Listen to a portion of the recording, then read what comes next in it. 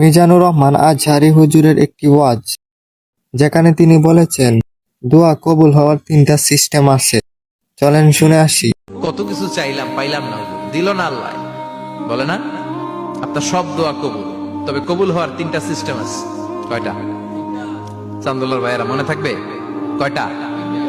আপনি যত দোয়া করছেন সব কবুল, কারণ আল্লাহর কাছে কিছু চাইলে আল্লাহ ফিরাইয়া দিতে জানে না।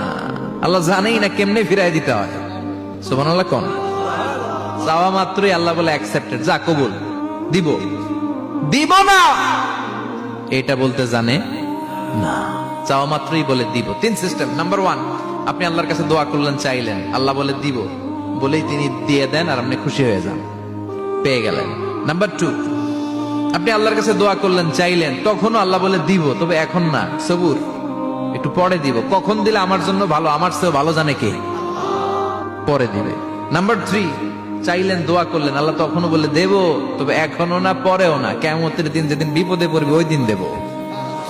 যেদিন তোর বাবা তোরে চিনবে না, তোর মা তোরে চিনবে না, বন্ধু বন্ধুরে চিনবে না, পীর সাহেব মুরিদরে চিনবে না, মুরিদ পীর সাহেবরে চিনবে না, ইমাম সাহেব মুসল্লিরে চিনবে না, মুসল্লি ইমাম সাহেবরে চিনবে না, কেউ কাউরে চিনবে না। ওই কঠিন দিনে তোরে আমি বাঁচাইয়া দেব। তাই দোয়া যা করছেন ছোটবেলা থেকে আজকে পর্যন্ত, লস হয়েছে না লাভ? লস না লাভ? এজন্য বেশি বেশি দোয়া করার দরকার আছে না নাই?